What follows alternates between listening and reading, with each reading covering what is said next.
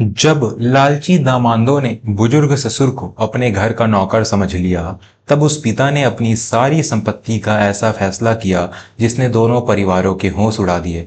नमस्कार, मैं हूं विवेक वर्मा और आप सुन रहे हैं वर्मा स्टोरीज। आज की कहानी मैं आपको सुनाने जा रहा हूं, वह सिर्फ एक कहानी नहीं, बल्कि हमारे समाज के उस कड़वे सच का आईना है, जहां रिश्तों की डोर भावनाओं से नहीं, बल्कि स्वार्थ और पैसे के धागों से बुनी जाने लगी है। यह कहानी एक ऐसे पिता की है जिसने अपनी बेटियों के लिए अपना सब कुछ न्यौछावर कर दिया, लेकिन जब उसे सहारे की जरूरत पड़ी तो उसे अपने ही दामादों के घर में एक नौकर की हैसियत से जीना पड़ा। दिल थाम कर बैठ सुनिएगा, क्योंकि इस कहानी का अंत आपको बहुत कुछ सोचने पर मजबूर कर देगा। बनारस के एक बहुत ही पुराने और प्रतिष्ठित मोहल्ले में पंडित रमाकांत जी का एक बड़ा सा मकान हुआ करता था। रमाकांत जी बनारसी साड़ियों और रेशम के बहुत बड़े और नामी व्यापारी थे। पूरे शहर में उनकी ईमानदारी और उनके व्यापार का डंका बजता था। उनकी पत्नी रुक्मणी का देहांत बहुत पहले ही हो चुका था।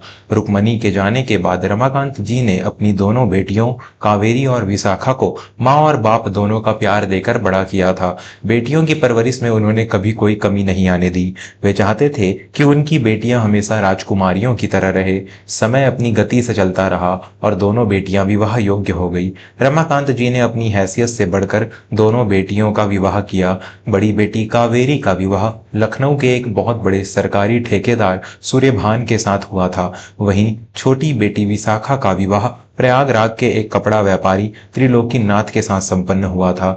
दोनों ही शादियों में रमाकांत जी ने पानी की तरह पैसा बहाया था, ताकि उनके दामाद और उनके परिवार वाले हमेशा उनकी बेटियों को पलकों पर बिठा कर रखे। शादी के कुछ सालों तक सब कुछ बहुत अच्छा चलता रहा। रमाकांत जी भी इस बात से संतुष्ट थे कि उनकी बेटियां अपने अपने घरों में सुखी हैं।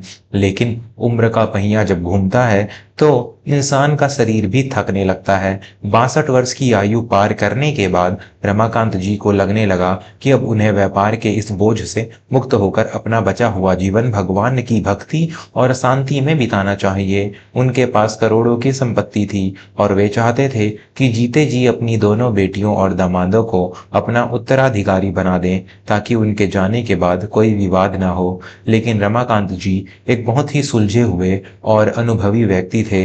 दुनिया की ऊंच नीच उन्होंने देखी थी। संपत्ति सौंपने से पहले उनके मन में एक विचार आया।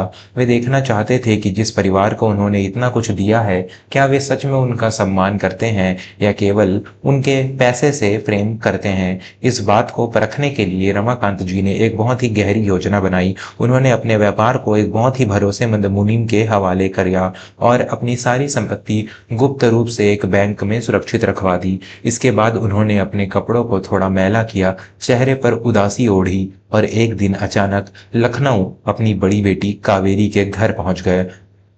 दरवाजे पर अपने पिता को इस बदहाल अवस्था में देखकर कावेरी और उसका पति सूर्यभान हैरान रह गए। सूर्यभान ने पूछा, ससुर जी, यह आपकी कैसी हालत है और आप बिना बताए इस तरह अचानक कैसे आ गए।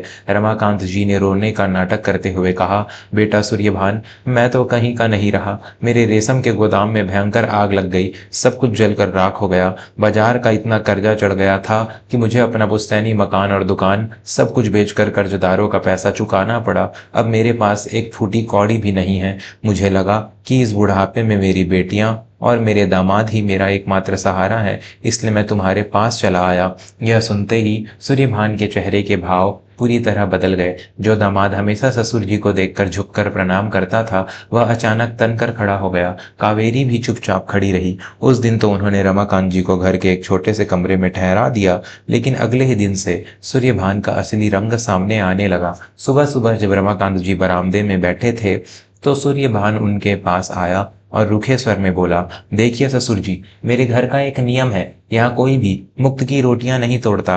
अब जब तक आप यहाँ आ ही गए हैं और आपका सब कुछ लुट चुका है, तो खाली बैठने से अच्छा है कि आप घर के कुछ काम देख लें। वैसे भी आजकल नौकरों पर भरोसा नहीं किया जा सकता। आप सुबह बाजार से ताजी सब्जियां ले आया कीजिए और बाहर बगीचे के पौधों में पानी डाल दिया कीजिए। रमाकांत का दिल यह सुनकर छलनी हो गया, लेकिन उन्होंने अपने आंसू पी लिए। उन्होंने अपनी बेटी कावेरी की तरफ देखा, यह सोचकर कि शायद वह अपने पति को टोकेगी, लेकिन कावेरी ने अपनी नजरें चुरा ली और धीमी आवाज में बोली, पिताजी, सूर्यभान जी का स्वभाव तो आप जानते ही हैं, थोड़ा सह लीजिए। घर के छोटे मोटे काम कर लेंगे तो आपका भी मन लगा रहेगा और मेरे घर में कोई क्लेश भी नहीं होगा। रमाकांत जी समझ गए कि यहाँ रिश्तों की बुनियाद कितनी खोखली है। जिस पिता ने इस बेटी के विवाह में सोने के आभूषणों से उसे लाद दिया था, आज वही बेटी उसे अपने ही घर में नौकर बनते देख रही थी। रमाकांत जी ने चुपचाप वह सब करना शुरू कर दिया। वे सुबह उठकर सूर्यभान की गाड़ियां साफ करते, भारी भारी थैले उठाकर बाजार से सब्जियां लाते और दिन भर बगीचे में माली का काम करते। जब सूर्यभान के दोस्त आते तो वह रमाकांत जी को आवाज लगाता, अरे ओ ससुर जी, जरा अंदर से चाय नाश्ता तो ले आइए। और उनके दोस्त इस बात पर खूब ठहाके लगाते। 15 दिन तक यह सब सहने के बाद रमाकांत जी ने तय किया कि अब छोटी बेटी विशाखा के घर जाकर भी उनका हाल देखा जाए। एक सुबह वे बिना किसी को बताए चुपचाप लखनऊ से निकलकर प्रयागराज पहुंच गए। विशाखा के घर पहुंचकर उन्होंने वही कहानी दोहराई कि वे कंगाल हो चुके हैं और बड़ी बेटी के ने उन्हें घर से निकाल दिया है। त्रिलोकीनाथ, जो कि विशाखा का पति था, स्वभाव से और भी ज्यादा लालची और कठोर था। उसने तो सारी हदें ही पार कर दी। त्रिलोकीनाथ ने व्यंग कसते हुए कहा, वाह ससुर जी, जब आपके पास पैसा था तब तो आप बड़ी शान दिखाते थे, अब जब सड़क पर आ गए हैं तो हमारी याद आ गई। खैर, मैं सूर्यभान की तरह आपको घर में मुफ्त का खाना नहीं खिलाऊंगा। मेरी कपड़े की बहुत बड़ी दुकान है, आप कल सुबह से मेरे साथ दुकान पर चलेंगे। वहां माल उतारने और चढ़ाने के लिए मुझे एक आदमी की जरूरत है। आप वह काम करेंगे, उसके बदले में आपको 2 वक्त की रोटी और रहने को छत दे दूंगा। रमाकांत जी ने अपनी छोटी बेटी विशाखा की ओर देखा। विशाखा, जो हमेशा अपने पिता से सबसे ज्यादा लाड़ लड़ाती थी, उसने मुंह फेरते हुए कहा, पिताजी, आप काम करेंगे तो आपकी सेहत भी ठीक रहेगी। सारा दिन घर में पड़े रहने से तो अच्छा ही है। और त्रिलोकी जी सही तो कह रहे हैं, किसी गैर को पैसा देने से अच्छा है कि घर का काम घर का ही आदमी कर ले। अगले दिन से त्रिलोकीनाथ ने अपने ससुर को अपनी दुकान का एक मामूली मजदूर बना दिया। रमाकांत जी, जिनकी उम्र 60 के पार थी, वे दुकान पर भारी भारी साड़ियों के गट्ठर अपनी पीठ पर लादकर सीढ़ियां चढ़ते और उतरते। पसीने से उनका पूरा शरीर भीग जाता। त्रिलोकीनाथ गल्ले पर बैठकर हुक्म चलाता, अरे ससुर जी, जरा हाथ जल्दी चलाइए, ग्राहकों को और कितनी देर इंतजार करवाएंगे। और हाँ, फर्श पर जो गंदगी फैली है उसे भी झाड़ू से साफ कर दीजिएगा। दुकान पर आने वाले लोग भी त्रिलोकीनाथ को ताने मारते कि वह अपने ससुर से ऐसा काम क्यों करवा रहा है। तो वह बेशर्मी से जवाब देता, अरे भाई साहब, बुढ़ापे में इनका शरीर काम करेगा तो बीमारियां दूर रहेंगी, और वैसे भी कर्जे में डूबे हुए इंसान को जहां आसरा मिले वहां उसे हर काम कर लेना चाहिए। लगभग 1 महीने तक रमाकांत जी ने यह नरक जैसी जिंदगी जी। उन्होंने अपने दोनों दामादों और दोनों बेटियों का असली चेहरा देख लिया था। उनकी परीक्षा पूरी हो चुकी थी और परिणाम उनके दिल को चीर देने वाला था। एक रात जब सब सो रहे थे, रमाकांत जी चुपचाप विशाखा के घर से निकल गए। उन्होंने अपने पीछे पीछे कोई चिट्ठी नहीं छोड़ी। त्रिलोकीनाथ और विशाखा ने सोचा कि बुढ़ा काम के डर से भाग गया होगा, इसलिए उन्होंने कोई परवाह नहीं की। इस घटना को बीते हुए करीब 2 महीने हो चुके थे। एक दिन अचानक सूर्यभान और त्रिलोकीनाथ दोनों के घर पर बनारस के एक बहुत बड़े वकील का नोटिस पहुंचा। नोटिस में लिखा था कि रमाकांत जी ने अपनी सारी संपत्ति का बंटवारा करने का फैसला किया है और इसके लिए दोनों बेटियों और दामादों को कल सुबह बनारस के उसी पुराने पुश्तैनी मकान में उपस्थित होना है। यह नोटिस पढ़कर दोनों दामादों की आंखें फटी की फटी ही रह गई। सूर्यभान ने तुरंत त्रिलोकीनाथ को फोन लगाया, अरे त्रिलोकी, यह ससुर जी तो कह रहे थे कि सब कुछ जलकर राख हो गया है और वे कंगाल हो गए हैं, फिर यह वसीयत और संपत्ति का नोटिस कैसा।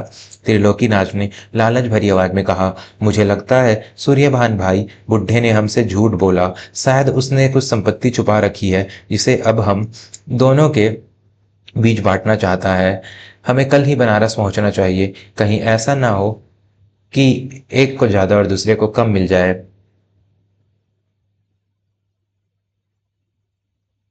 अगली सुबह सूर्यभान अपनी पत्नी कावेरी और त्रिलोकीनाथ अपनी पत्नी विशाखा के साथ बनारस के उस विशाल पुश्तैनी मकान में पहुंच गए। मकान की शानो शौकत देखकर उनके मुंह में पानी आ गया। वे जैसे ही बड़े से बैठक कक्ष में गए, उन्होंने देखा कि रमाकांत जी एक शानदार रेशमी कुर्ता और धोती पहने एक राजसी कुर्सी पर बैठे हुए हैं। उनके चेहरे का तेज लौट आया था। उनके बगल में शहर के सबसे बड़े वकील बैठे थे। दामादों ने तुरंत आगे बढ़कर ससुर जी के पैर छूने की कोशिश की, लेकिन रमाकांत जी ने उन्हें दूर से ही हाथ दिखाकर रोक दिया। उनकी आवाज में एक अजीब सी कठोरता थी। रुक जाओ, आज मेरे पैर छूने का अधिकार तुम दोनों खो चुके हो। यहाँ कुर्सियों पर बैठो। दोनों दामाद और बेटियां सहम कर बैठ गए। रमाकांत जी ने वकील को इशारा किया। वकील ने एक फाइल खोली और बोलना शुरू किया। रमाकांत जी की कुल संपत्ति, जिसमें यह मकान, बैंक बैलेंस और व्यापार शामिल है, उसकी कीमत आज के समय में लगभग 20 करोड़ रुपए है। 20 करोड़ का नाम सुनते ही दामादों की आंखों में चमक आ गई। कावेरी और विशाखा भी खुशी से एक दूसरे की तरफ देखने लगे। तभी रमाकांत जी अपनी जगह से खड़े हुए। उन्होंने मेज पर रखे हुए दो लिफाफे उठाए और एक लिफाफा सूर्यभान को की तरफ और दूसरा लिफाफा त्रिलोकनाथ की तरफ फेंक दिया। सूर्यभान ने कांपते हाथों से लिफाफा खोला। उसमें 5,000 रुपए रखे हुए थे। त्रिलोकीनाथ नाथ ने अपना लिफाफा खोला तो उसमें 4,500 रुपए थे। दोनों दामाद हैरान रह गए। त्रिलोकीनाथ ने हड़बड़ाते हुए पूछा, ससुर जी, यह क्या है? 20 करोड़ की संपत्ति में सिर्फ ये चंद हजार रुपए? रमाकांत जी ने गहरी सांस ली और अपनी दमदार आवाज में कहा, यह वसीयत का हिस्सा नहीं है त्रिलोकीनाथ। यह तुम्हारी उस मजदूरी का पैसा है जो तुमने मुझे अपने घर और अपनी दुकान का नौकर बनाकर दी थी। सूर्यभान, तुमने मुझसे 15 दिन तक अपनी गाड़ियां साफ करवाई, बगीचे में माली का काम करवाया और सब्जियां ढुलवाई। आजकल बाजार में एक नौकर की 15 दिन की पगार 5,000 रुपए की ही होती है। और त्रिलोकीनाथ, तुमने मुझसे अपनी दुकान पर मजदूरों की तरह बोरे उठवाए और झाड़ू लगवाए। एक दिहाड़ी मजदूर की पगार के हिसाब से तुम्हारे 4,500 रुपए बनते हैं। मैंने तुम दोनों का पूरा हिसाब चुका दिया है। यह सुनते ही पूरे कमरे में सन्नाटा छा गया। सूर्यभान और त्रिलोकीनाथ के चेहरों का रंग उड़ गया। सावेरी और विशाखा की आंखें शर्म से झुक गई। रमाकांत जी की आंखों से अब आंसू छलकने लगे थे। उन्होंने अपनी बेटियों की तरफ देखकर कहा, मैंने अपनी बेटियां ब्याही थी, दामाद नहीं खरीदे थे। मुझे लगा था कि जब मेरे शरीर में ताकत नहीं रहेगी तो मेरी बेटियां मेरे बुढ़ापे की लाठी बनेंगी, लेकिन तुम दोनों ने मुझे यह सिखा दिया कि खून का रिश्ता भी पैसे की चमक के आगे फीका पड़ जाता है। जब तक मेरे पास पैसा था, मैं तुम्हारे लिए पूजनीय था। जिस दिन मैंने खुद को गरीब बताया, तुम लोगों ने मुझे इंसान समझना ही छोड़ दिया। रमाकांत जी ने वकील की तरफ देखा और कहा, वकील साहब, इन्हें बता दीजिए कि मेरी 20 करोड़ की संपत्ति का क्या होगा। वकील ने अपनी फाइल बंद करते हुए कहा, रमाकांत जी ने अपनी पूरी 20 करोड़ की संपत्ति शहर के सबसे बड़े अनाथालय और वृद्धाश्रम के नाम कर दी है। आज के बाद इस संपत्ति पर इन बेटियों और दामादों का कोई कानूनी या नैतिक अधिकार नहीं है। सूर्यभान और त्रिलोकीनाथ पसीने से तरबतर हो गए। वे रमाकांत जी के पैरों में गिर पड़े और रो रो कर माफी मांगने लगे। हमें माफ कर दीजिए ससुर जी, हमसे बहुत बड़ी भूल हो गई। हम लालच में अंधे हो गए थे। कृपया हमें एक मौका और दे दीजिए।